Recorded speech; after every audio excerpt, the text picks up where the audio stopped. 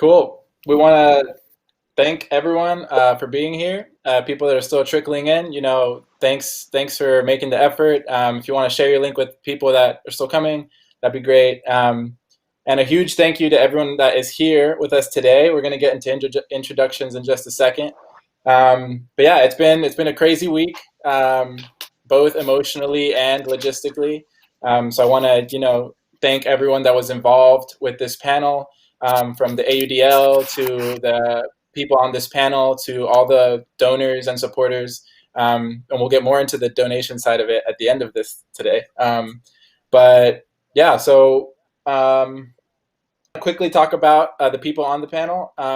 We chose the people on the panel very intentionally, and that goes along with the purpose of today's panel, which is to amplify some of the Black voices in our community, and B, have some of the white audiences in our community be able to hear that and hear the action steps that they can take. So we have people on this panel to represent both of those things, share stories and share action steps and tangible things that have people have been doing in their lives.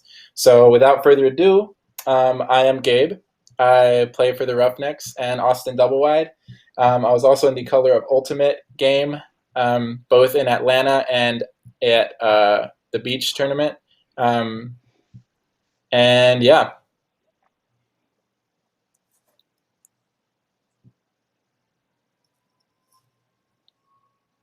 Hey everybody, I am AJ Beard. I've been playing Masters Ultimate in Seattle.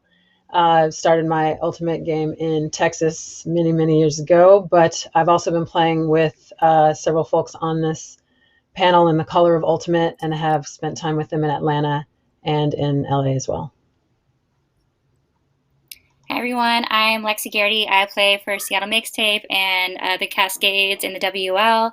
I'm here because I'm a history teacher and I've been working to teach history, learn how to teach history from a non-white perspective, and I'm excited to hear from everyone today. Hey y'all, I'm Shani from Discover Diversity. People said a bunch of things, so I started at UGA. I played for Ozone. I played for Bucket. I played for iRide. I played with Revo, Color of Ultimate. Yeah, okay. Thank you so much for tuning in tonight, y'all. My name is Dylan Larberg. I play for the Roughnecks. I used to play for HIP back in the day, and then prior to that, also played for the University of Texas. And I'm Kelvin Williams. I started playing Ultimate for the Birmingham Ironmen, and for the last few years, I've been playing in the AUDL for the Atlanta Hustle and Chain at the club level.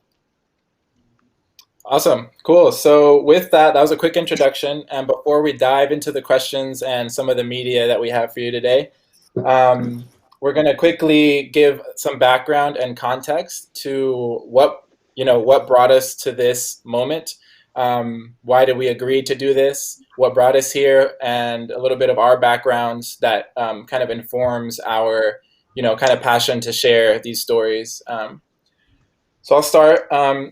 Basically, on Saturday, which was like 5 days ago, it feels so long. I reached out to, at first I saw the video of George Floyd and started seeing like the riots and the protests and a lot of the reactions.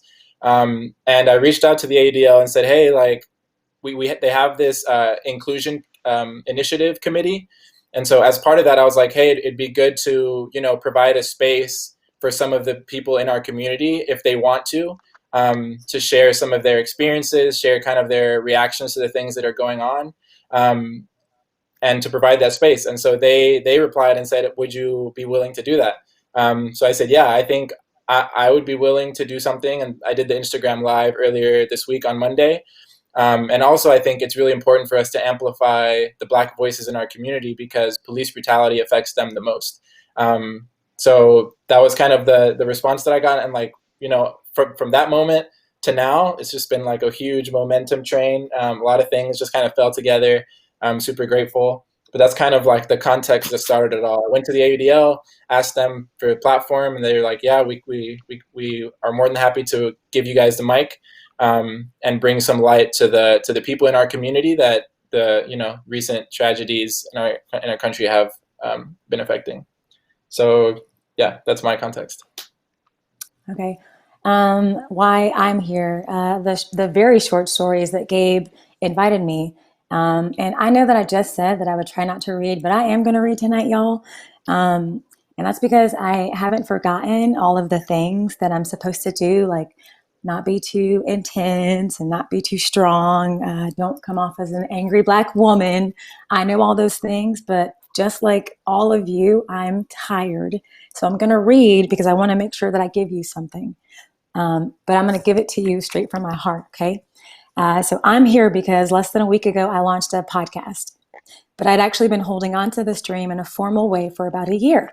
When all that's happening was brought to our collective attention, and when outwardly, for the first time in my human experience, it seemed to register as more than just a Black problem, when it seemed like Black people's humanity might finally be legitimized, I felt more compelled than ever to do this talk when Gabe asked me. I recently said to AJ, he said that this started on Saturday. That's crazy. I feel like I've known these people for my whole life. We've been on the phone for hours and hours. But I said to AJ, I said, AJ, we are Black and privileged. But for what? For ourselves? So I scanned my memory for images of my mom, my aunties, my grandmas, my Cherokee great-grandmother, but I couldn't make out the pattern of serve yourself first in any of their behavior. I'm sorry, y'all. So despite being tired because of what I see when I close my eyes, and what I see is cops driving into people or holding a gun in the face of a child, and I'm tired because of what I hear, and what I hear are Christians speaking out only against looting in his name. And I'm here because of the deafening silence of my communities. And I am clearly keeping it together, you guys. But this week I quit Teams and I canceled Friends. Can barely read my script here. I picked fights on social media for no reason. Irene, I know that we're cool, but I'm still sorry. And I have to say this or else I'm a fraud. If it weren't for your friend, Zachy, he's a Black man, y'all. Be impressed because I'm ashamed. He called me, and then he suffered an undeserved verbal onslaught from me. And then he still stayed on the line to help me process what's troubling me. And so that's how I got to the seat. But I'm also here because countless people, both hidden in fear of judgment within our community, as well as outsiders, are praying right now that the Lord said a pot-smoking queer girl would have a way to speak to us. He's the only person I know that's capable of not matching hate with hate. I am not, but I'm his, and that's why I'm here.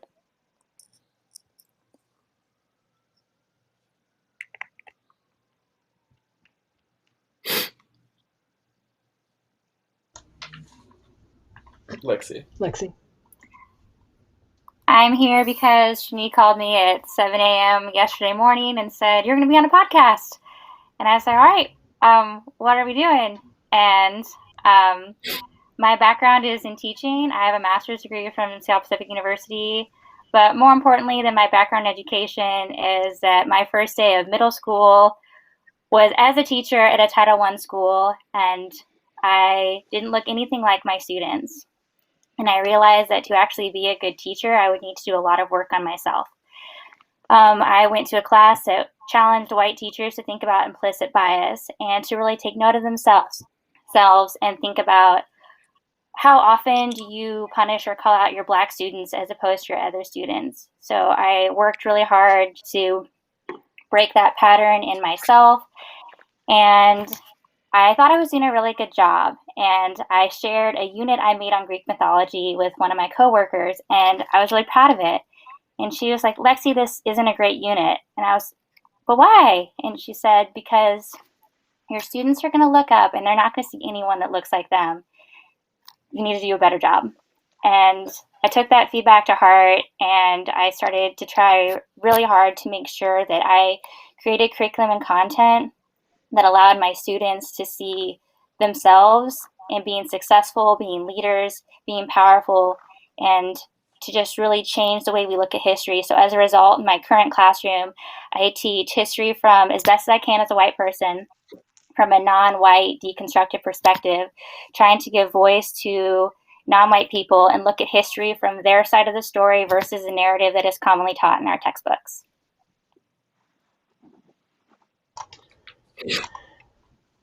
So I've wrestled with feelings of not doing enough for my community for years. Having been playing Ultimate for 23 of those years, I often was the only woman of color in the Frisbee community, and professionally as an engineer, starting out as an engineer and working in the technology sector, also often the only woman of color, at least a Black woman. To be fair, there are definitely more representation, especially over the years. And I've been really privileged, to Shanice's point earlier, to have incredibly supportive resources at my disposal, despite where my parents came from and where my family came from.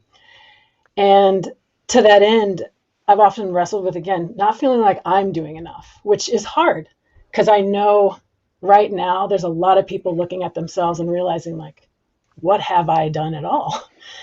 And so what I came to last week, when a friend of mine actually reached out and said, hey, we're going to go to this protest, and it's not my jam. I don't feel comfortable in marches and protests. I have other ways of action, but again, it didn't feel like enough given what has been going on.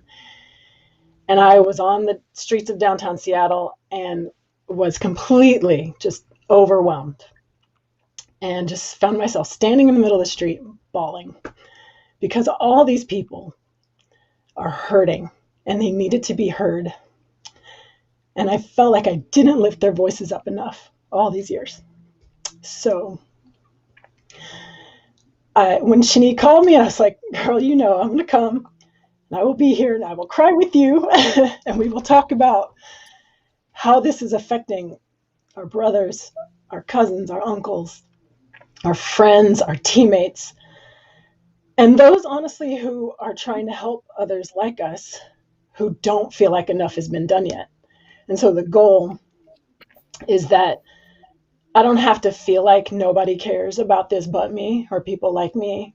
I want people to know that you can take an action, even small, anytime. And it's okay to say, I'm here for you, even if you don't know what to do yet. But please say something. So I am not as gifted of an orator as some of the other people on this panel, so I too am going to read. And I'm also going to join in crying, because I know myself, and I know that is going to come. So, AJ, Shani, you're not alone. So I, up until a few months ago, would say I was the can't even start. I was the poster boy for white privilege, and in many, many cases, I still am. I grew up privileged in a mostly white community, and that remained the same. You got it. You got it. That remained the same until about January of this year, January 2020, when through foster care, my wife and I and my biological son took in our 3 beautiful Black daughters. It was then that the ongoing racial injustices that our Black community has been facing and going through for 400 plus years hit me like a ton of bricks, because it was finally personal. Lost my spot. We're good. I am ashamed that it took it meaning to me personally to join the conversation I have had the privilege to ignore, but I'm attempting to do now what we all need to do, and stand up and be a part of change for the people of color in our country. I personally will be the first to admit I'm just starting to scratch the surface of white privilege and systematic racism that is rooted in our country, and hopeful that we will all be able to witness the truly dramatic change that our country needs.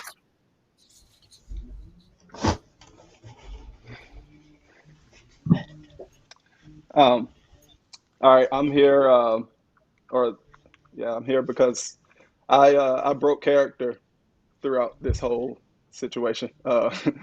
You know, I saw the three videos that we've all seen recently. You know, with Ahmaud and Amy Cooper and George Floyd.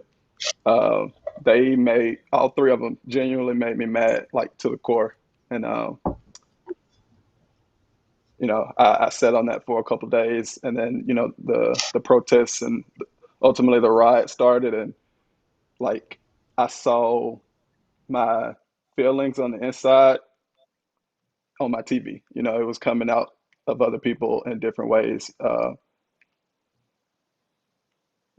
usually not that demonstrative of a person unless I get really fired up on the frisbee field or something. But um, to see that kind of stoke the fire a little bit more inside of me, and like the next day, I meant Friday or heading into Saturday, I started noticing just like the typical reaction started to form. Like the initial reactions of people was going back to the same dialogue of talking and getting to the polls, and just the normal kind of complacency, how that starts with these situations that we've seen via social media so much, going all the way back to maybe like the Trayvon Martin incident.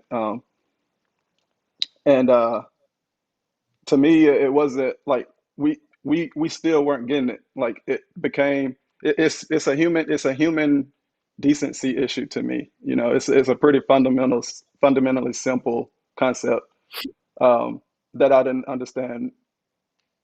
Why other people was having a hard time seeing, and seeing people go about their normal lives, posting about normal things, reverting back to the same conversations, just fired me up to the point where I made, you know, my first of a series of posts over the weekend on social media, where I basically challenged my world, at least anybody that follows me or knows me, to question, like, why we're reacting this way. Why are we doing the same things and allowing this to continue? Why are we staying silent and treating it as if we're not watching cold-blooded murders on film now? Um, and that's very atypical of me to do. Uh, I don't I don't voice a whole lot of stuff to people who aren't that close to me, but I felt like I needed to say that, and I got good responses, and I think because I'm so reserved, people actually listened to it, and so Shani and Gabe approached me with joining this panel, which I was reluctant to do because, as I said, I'm more reserved, and but maybe I'm challenging people to do something different, so I figure why not try something different and try to get voices out there. So that's what brought me here. Cool. So that takes us to the post that Kelvin mentioned. We took it and we put some of Shani's disc diversity team put together a slideshow of images. And what we're just going to do right now is we're going to read through Kelvin's post with some of the images that have been passing through our country before we go into the question portion of today.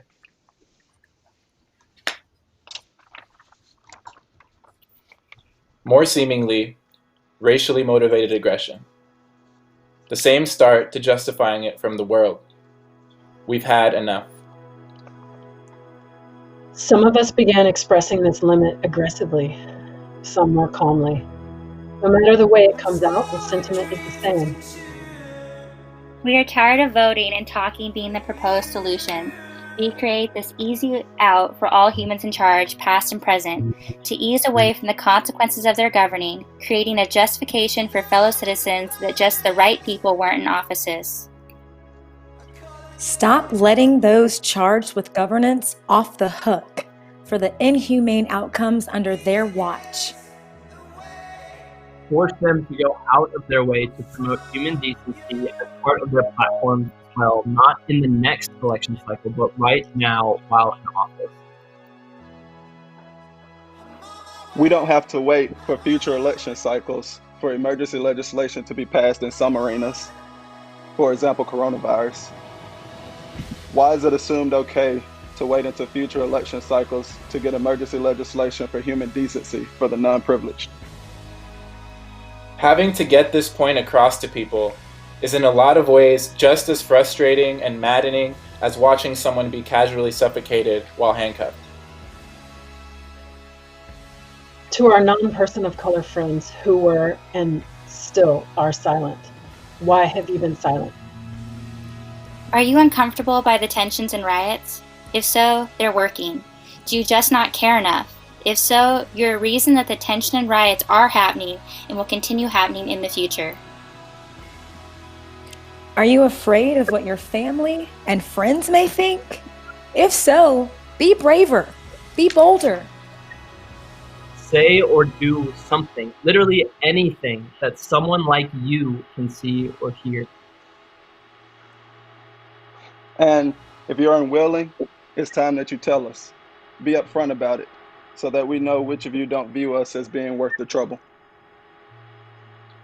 How can we fault the 3 other officers for being guilty of murder for their silence and inaction, and not think our friends are guilty of racism for theirs? Logically, we can't. We're mad that people who have shared so much with us through words, in person, and through pictures on social media, Of sunsets, Meals at restaurants, Vacations, Car purchases, Sporting events, mural poses, and memes. people who have for so long chosen not to show us that they stand against racially motivated murder. the desperation that you have started to see through rioting in the streets to the very loud and vocal voices of your Black peers is as raw and as real as it gets. we're not hiding anything right now. Why are some of our friends? We must take a stand, all of us humans, Black or not. The oppression, discrimination, and hate that Black people have felt forever, and the frustration, demonstration, and violence that everyone is currently seeing will only continue to divide and disrupt us if we don't change it right now.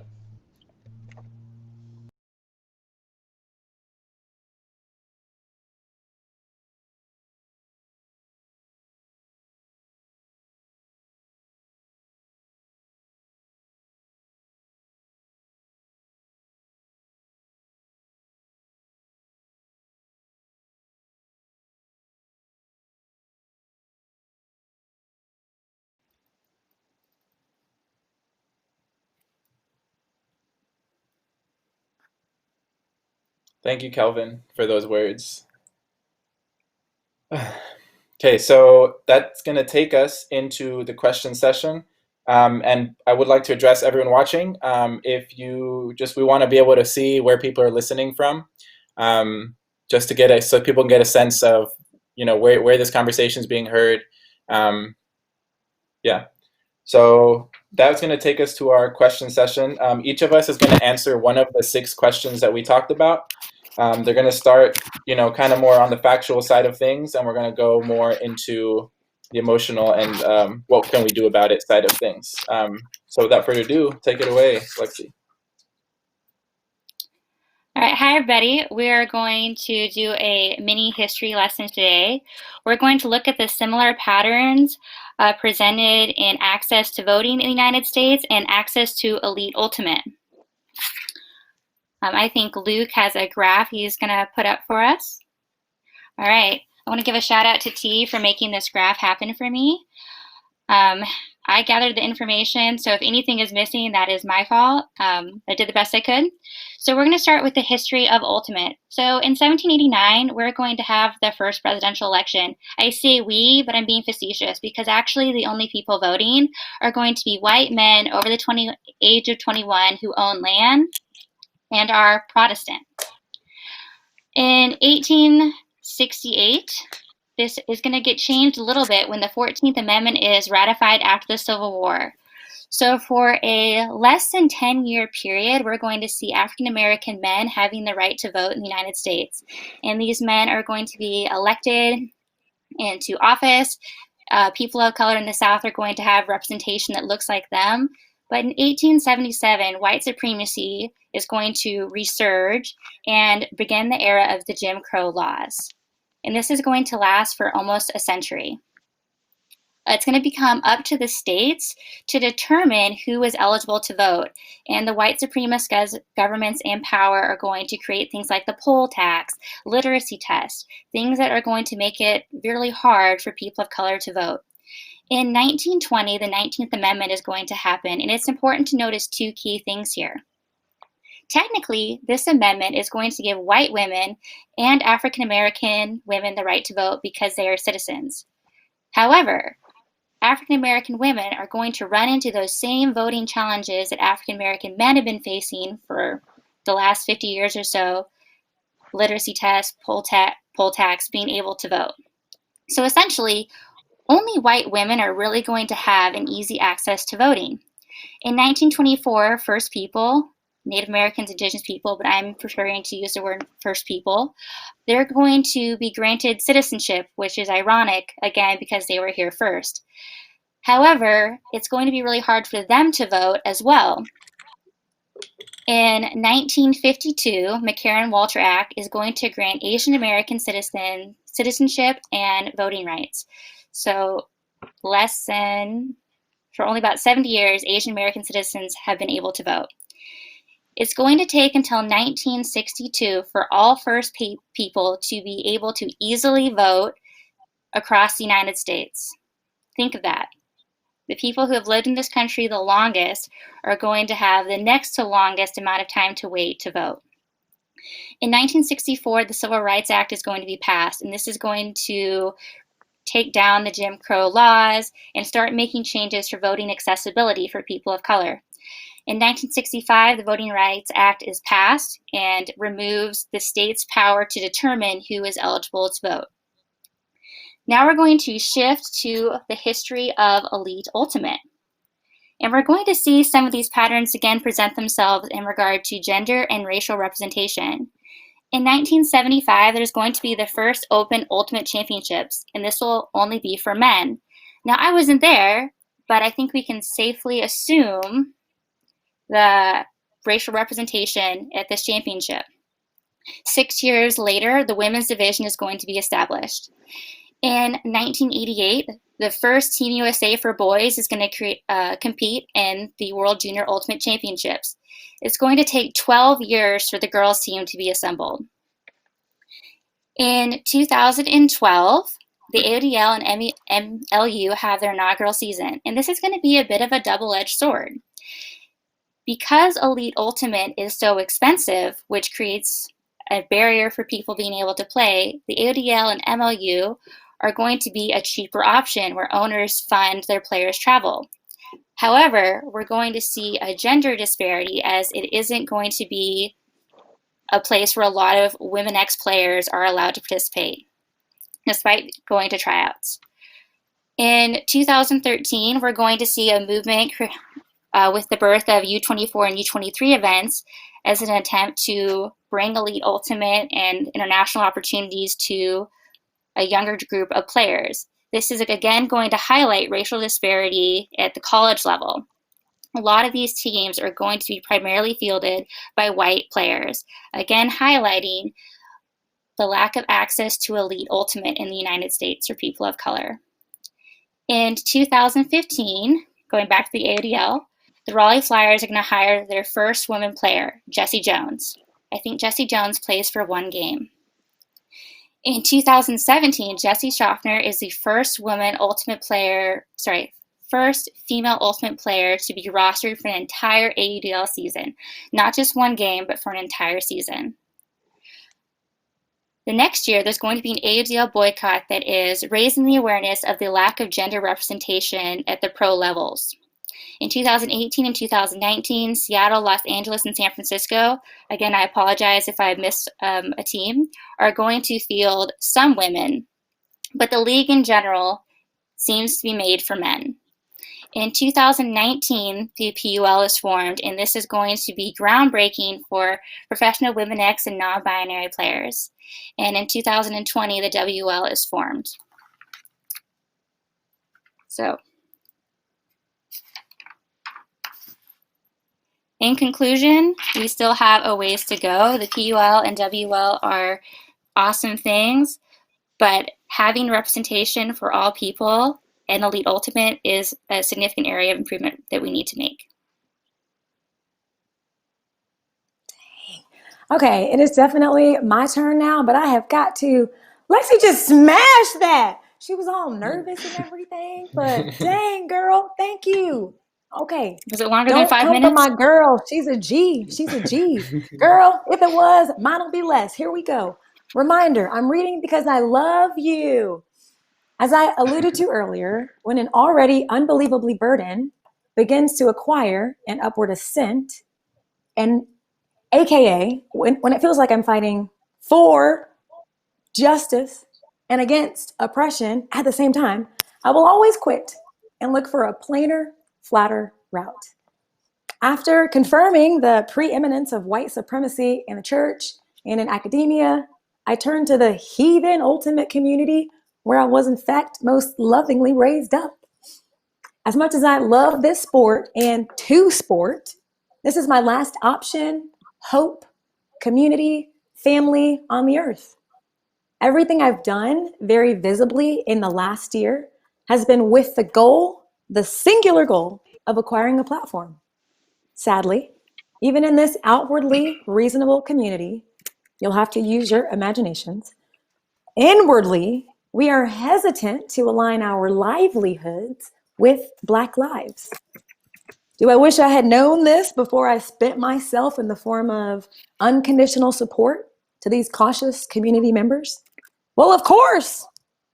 Do I still want to help, even though, despite my best efforts, my Black life doesn't even seem to matter in this, my most treasured home? Well, yes, but it really isn't me, though. It's him. There are other platforms I attempted to use. They all respectfully declined. Oh, dang. Oh, Lord. Y'all, we got somebody amazing in our ears and in our hearts. Luke. And I didn't even read the question. And so here it is. Why are we okay with sharing this on the AUDL's channel? Just pretend I said it first. It doesn't matter. Okay, here we go. There are other platforms that I attempted to use. They all respectfully declined.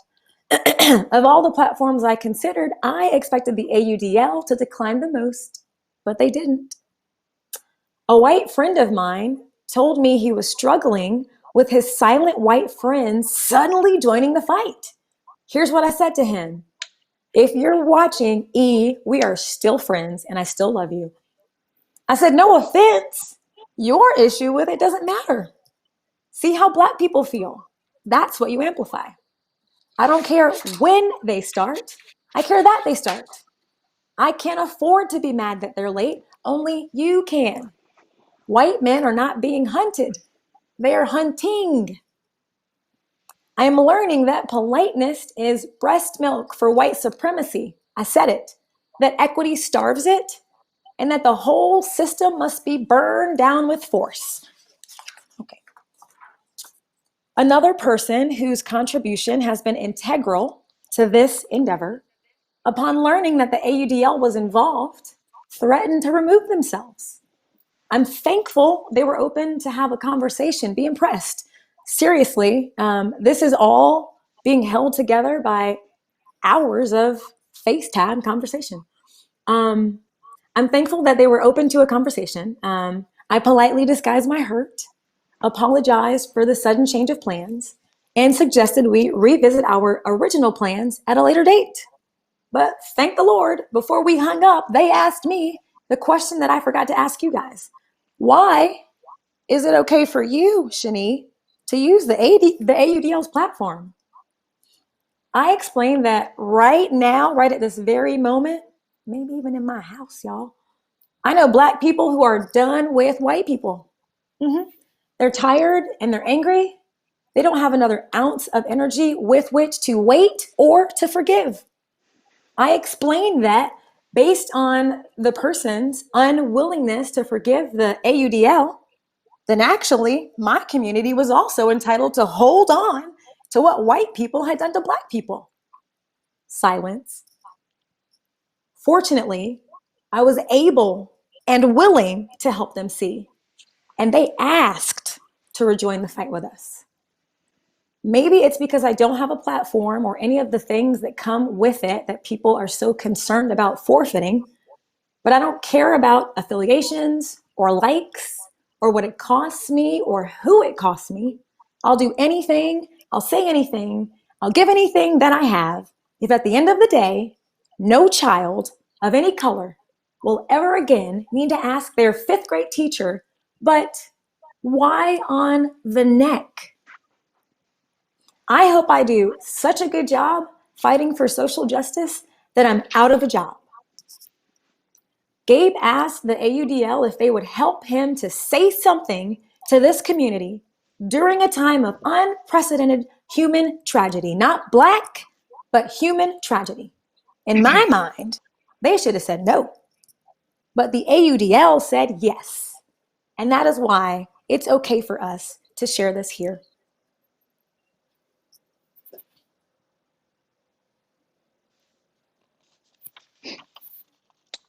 All right. So I'm going to address the question, why isn't being anti-racist enough? And this was an interesting question. I guess I'll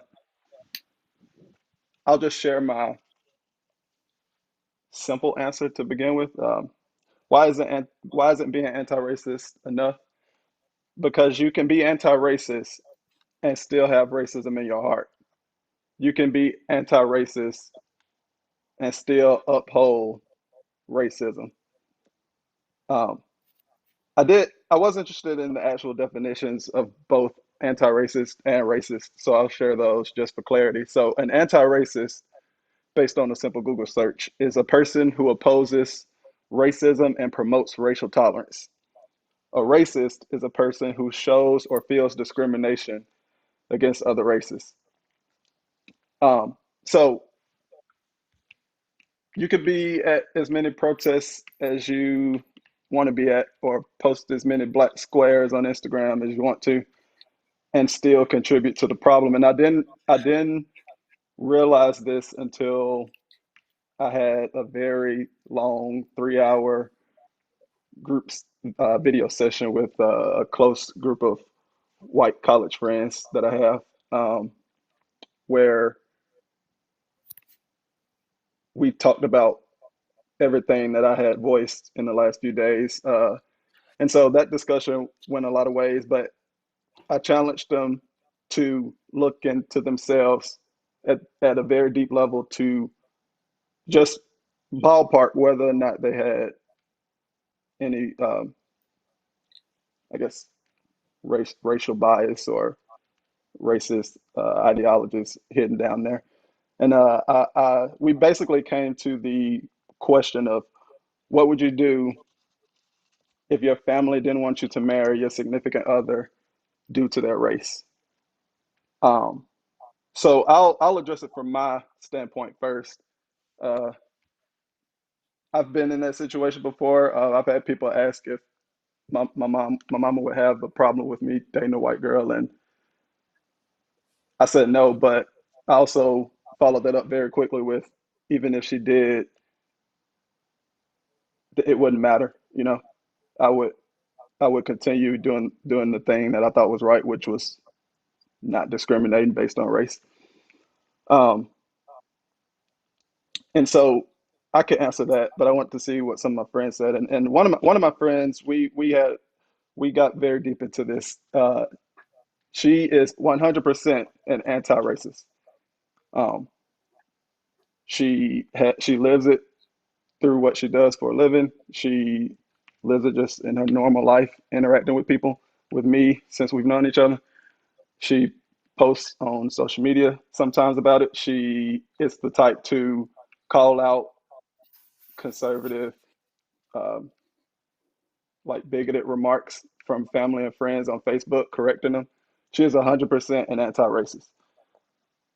but through the course of the discussion, that like there was a hang up on this question that was posed, uh, and to her, there's an importance of is a biblical importance too. She wants the blessing of her parents before she was to marry anybody. So she would want the blessing of her parents regarding this black significant other in this hypothetical situation. Um, and if her parents did not give the blessing because this significant other was black, her response would be different than mine. Whereas I would say, okay, well, we're getting married tomorrow, and we'll see you there. Her response would be to work it out with her parents. Get her parents to see uh, the wrong, I guess. And at the end of the day, if push come to shove and she never got the blessing, um, there's a real route to where they wouldn't get married. So to me, I was under the impression that that's to me is a racist. That's upholding racism. To negotiate with racism is to be racist, in my opinion. It's pretty black and white, no pun intended. But we stalled out on that. We're still stalled out on that, and we'll keep addressing it going forward. But basically, I concluded that at least in her heart, even though she's a great person, that hang up at all due to the skin color is promoting racism, and to me tells me as a black man that's been in that position where uh, a girl wouldn't choose me because of her parents not liking me because I'm black. That to me is a direct act of racism. And so, even though she's an anti-racist, no doubt, there can still be, hints of racism in your heart, even though for her specifically, it's just this one tiny part. For me as a black man, it doesn't matter because by allowing that to happen, by allowing this hang up and not actively fighting against the racism of family in this example, um, racism is being upheld. So that's why it's important to be more than an anti-racist. I think it's important for everybody to actively fight the racial biases and racist ideologies that's deep within us that we don't even know we have until we have a late night Wednesday group video session.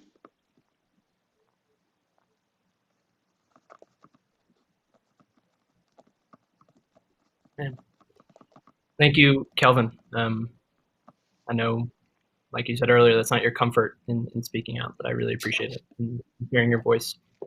I am up next, and I am addressing what are the best ways for white people in Ultimate to be allies and advocates on social media without overtaking the narrative. It's a great question.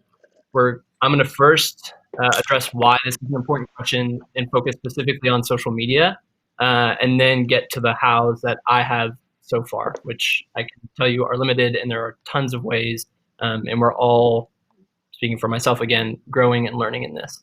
So why in general? When Gabe first asked me to be a part of this panel, I thought surely the last thing, and I'm reading, by the way, again, because I need to read.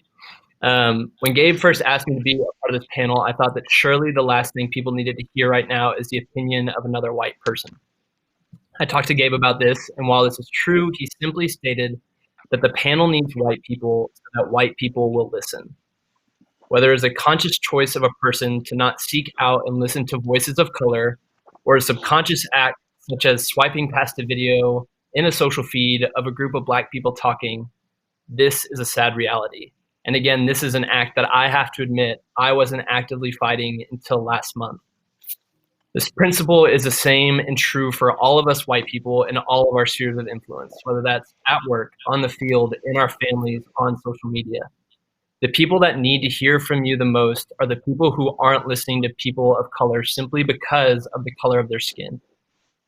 One of the first points in the book White Fragility, which I highly recommend everyone read, the author makes a simple fact that people in power are the only ones who can actually make a change. Blacks couldn't free themselves from slavery in 1865. White men in power had to do it. As Lexi taught us earlier, white women couldn't grant themselves the right to vote in 1920.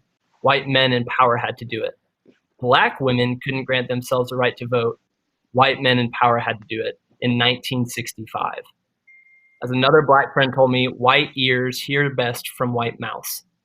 The weight of change in America is on the shoulder of white people talking with white people, not because we can save them, but because the powers that are killing them will listen to us. So now moving into why in social media. Whether we like it or not, social media is an integral part of our society. Many of us use social media differently, and even our use by platform changes drastically. I, for one, never go or post on Facebook. I use Instagram stories and post quite frequently. I only troll about silly frisbee things on Twitter, and I only lurk on Reddit. I know many of you might not post much to anything at all, as that is where your comfort is, and have recently heard and seen a lot of posts around how some people take to social media, some people protest, some people donate, some have private conversations with family. And while I agree that I am definitely more comfortable doing some of those things and not others, the Black community doesn't have the luxury of only doing what they're comfortable with. Kelvin and AJ at the beginning of this gave us proof of that. AJ wasn't comfortable with protesting. She had to go protest. Kelvin isn't as comfortable speaking or talking out, and he's having to do that because of what is going on. They have to protest. They have to donate. They have to have private conversations. They have to post. And in so many instances, people of color have to seek justice through virality on social media. They have been crying out and pleading with us as the white majority to notice the atrocities going on across the nation, whether it be through words or hashtags or videos of their brown brothers and sisters being murdered. And it's time we do the same. You already post, whether it's every day or once a year, what you are proud of and what your thoughts are. So be proud to be a part of the change, no matter how late to the game we are. And like I said above, the white ears that hear white mouths on social media, they are your friends on Facebook. They are your followers on Insta and Twitter, no matter how few or how many you have. Amplify the voices of the oppressed, listen to their responses, and educate those that disagree. As white people, we can't just go unfriend our racist friends. Those are the people we need to be talking to, in person, in DMs, on Zoom. Those are the people that aren't listening to our friends and our community of color. So the last piece of this is how. I would definitely point back. Gabe mentioned it. He went live a few days ago. His first live event with the AUDL, and a recap of that can be found on the AUDL's Instagram page. So I definitely look at that. But to summarize, my first point would be, as a white person, educate yourself. Follow more people of color on social media. Watch videos, read books that have been circulating. Research. Just don't rely on people of color to do the work for you and spoon feed you resources. There are so many resources out there right now. If you are still lost, reach out to me, reach out to anyone on this panel. We can give you resources, but white people need to do research. They need to learn. And then as Kelvin's words said above, say something, say anything. Amplify the voices of the people of color you follow, retweet, link out to their content, summarize their point. Humbly acknowledge how much we as a white people have to learn. And with that, be able to accept criticism. We are going to say the wrong thing. I have probably said the wrong thing like 5 times in this thing. Be able to accept criticism. Don't get defensive. Hear it and take action, ask questions and learn. And then educate. Have the uncomfortable conversations. Ask why, listen, and calmly but assertively educate. The lives of our Black community in the US depends on it. Cool. Thanks, Dylan. The glare on my screen. Cool. So the next question is playing Ultimate a distraction from doing real social justice work? So I think that this is mostly, personal opinion, but I think I've seen a lot of people balance these two things. I don't think that social justice work has to be a distraction for those that are invested in social justice work. I think there are people that are really passionate about addressing the root causes of racism over history, voter suppression, housing and crises, education, the difference in education funding. And there are people that will dedicate their times to most of their things which limits their ability to play Frisbee. Which is, it doesn't have, that's not for everyone. Some people can really be passionate about it and they can really devote their time to it. And there's nothing, I think, that says that everyone needs to do it, the intense social justice work. But the counter side of that is that when people are too focused on Frisbee and the kind of insular community that the white community that Frisbee is, the tangible effects are then created within those Frisbee circles, especially with like the teammates and the people on your team, your friends. When you kind of get caught up in that insular community, you perpetuate those things and you start to affect your teammates that you have relationships with, and it creates the ability for people to feel excluded, especially if they are part of it, if they come from a different social circle than what the majority of the Frisbee community comes from. So that's one of the points. So in this case, when the Frisbee kind of community or the team culture or a certain city's ultimate culture becomes insular, that is the way. Whenever it becomes insular, what I'm trying to say is that whenever that happens, that is when the exclusion happens. Even though most of those people say, "Oh no, we like to include people. We're inclusive. We welcome everyone." So I think that's the crucial part of getting caught up in like, I'm Frisbeeing, I'm playing, I'm doing all these things. It is an insular community, and if you don't realize that, it perpetuates the exclusivity for someone that didn't grow up that same way. So the answer, I think, to the question is twofold. Frisbee inherently, Ultimate Frisbee doesn't have to be a distraction from actually working towards social justice in your city or on your team or through awareness, like Dylan was talking about before me. But a team or a college or a group of people that is too insular can get in the way of becoming a welcoming space for your own teammates. And I think at the very least, people should be trying to address the component because they have friends and because they have teammates that this is affecting. So I guess to summarize, social work or social justice work isn't for like everyone. Everyone doesn't have to try to fix the system. I think I have a lot of conversations where people are like, "Oh, well, like it's a socioeconomic thing that I'm never going to be able to fix. Like, what can I do? It's going to keep." You don't have to fix it, but why do you have to be silent about an issue that affects one of your teammates? Why should we claim being inclusive when we've never actually had a conversation about how we have excluded players in our past? So I think those two things are important for us to realize, especially if we say that we want people to be included, if we say that we're fighting for this, or at least that we aren't exclusive. So that is my answer.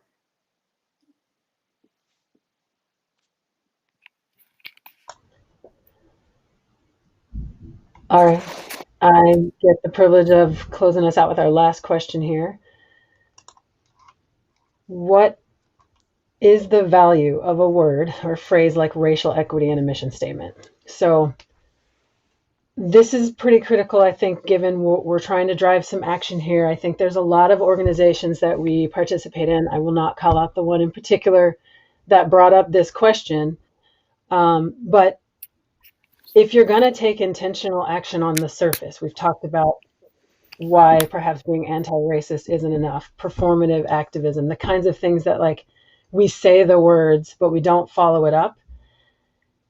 It's really, really important that organizations who are standing up and saying that they believe in racial equity follow that up in their actions, in their behaviors day to day, in checking in with those with whom they've built relationships, but perhaps haven't really connected to understand, are they living up to that mission statement? many groups, and I work with lots, where they spend a lot of good quality time investigating what should be in that mission statement and what should they say. And then it's, printed on a poster somewhere and on a website, and there's a rah-rah around it, but there's not consistent, persistent action and making sure that they are living up to those. One of the things I actually learned thanks to conversations through Disdiversity is this idea around urgency, or we have to do it right now, actually being a hallmark of white supremacy in some cases. And to be fair, what's happening right now is asking for a lot of action right now from a lot of us. But what I'm really saying is that sometimes not taking the time to ask yourself, how am I biased?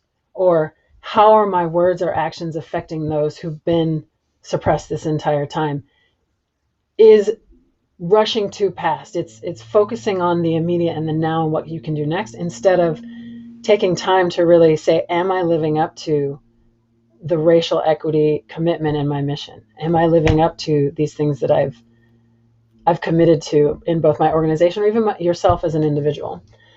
So I'm not going to spend a whole lot of time on this question. I know we're getting close to the end. One of the things I will challenge all of you again is look back at what the organizations that you commit to or that you invest time in, and what they're really saying, and challenge those who either lead that organization or are active members in it to evaluate if they're taking the right actions, taking the ones that are needed to live up to that value. Because if it isn't showing up every day, then it's not truly part of your mission.